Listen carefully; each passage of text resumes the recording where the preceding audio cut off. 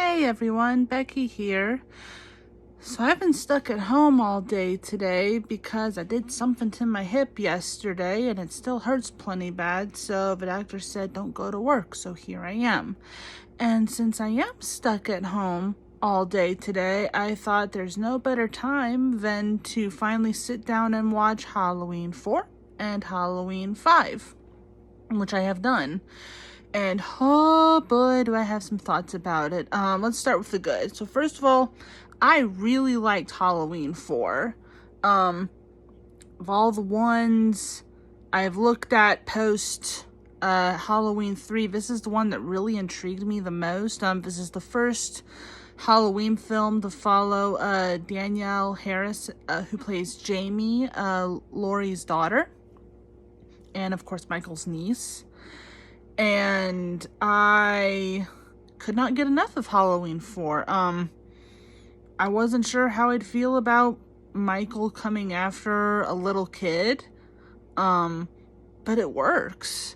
You absolutely feel for Jamie, who by the end of the movie is just completely traumatized. Well, not quite completely traumatized. I'll talk about the ending in a second. But I mean, her, by the end she's just shrieking in terror, and why not? I mean, Michael's coming after her. Anyone would be, in hysterics over it, but it's pure slasher stuff, and so that's what makes it so good. And of course, the ongoing presence of Donald Pleasence as Dr. Loomis helps it along too. Because by this point, he's suffering the burns that he got at the end of Halloween 2, which makes him kind of a little sinister in his own right. That's not how it's played, but that's kind of how it can be interpreted. And I would presume it's implied Michael has his own set of burns, but of course we never really see them, because his face is all wrapped up. And then, of course, the mask is back on. But the big thing that got me about Halloween 4 is that ending. Here's the wild thing. I read the complete summary of Halloween 4 before I ever watched it. I cannot go into these films blind. And I knew exactly how Halloween 4 was going to end.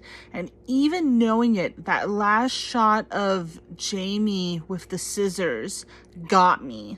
And I didn't expect it to. But the way it's done is this total shock moment, holy, that just happened. And that's a testament to how good the ending is. It's even when you know what's coming, it's when it happens, when the boom drops, you're like, they did that. You didn't think they'd actually do it, but they did it.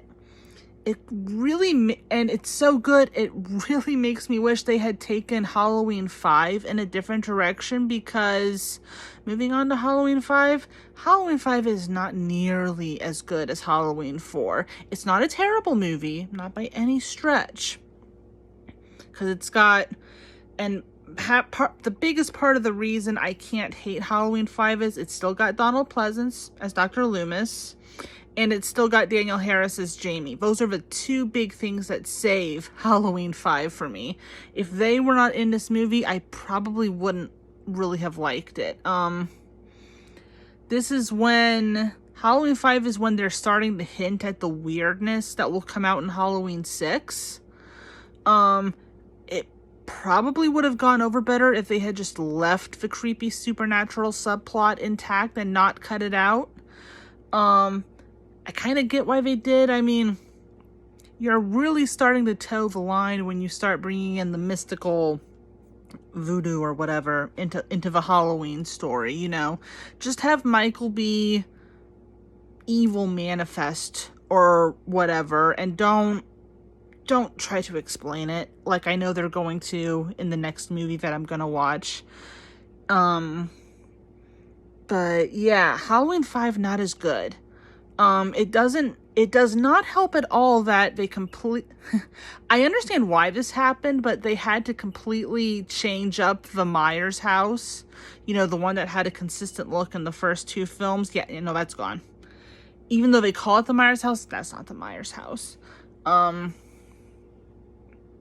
But yeah, I'll go back to what I said before. I wish they had stuck with what the ending of Halloween 4 implied for Jamie. I kind of get why they didn't, but how shocking would it have been if they had stuck to that implication that Jamie was like now possessed by Michael or something? That would have been so interesting if they'd actually done it. But they didn't. Nothing we can do about it now. It's just going to remain a fact. Halloween 5 is just not as good. So for the moment, I have to put my Halloween watch on pause because I'm waiting for my copies of Halloween 6 and H20 to show up in the mail because I'm determined to watch the rest of these films in order. So they should be here in a few days. I'll resume my watch then.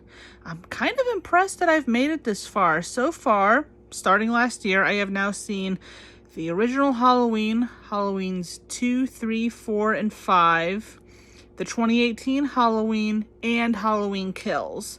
That is so much more of the franchise than I thought I would make it through. I really thought I would tap out after the first one because it scared me so bad, but in this case, it works in my favor that all the sequels are less scary than the original.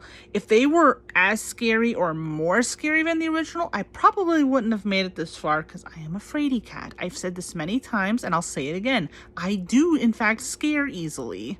So the fact that I'm continuing to make it through these films should tell you something about how scary, or not, they are.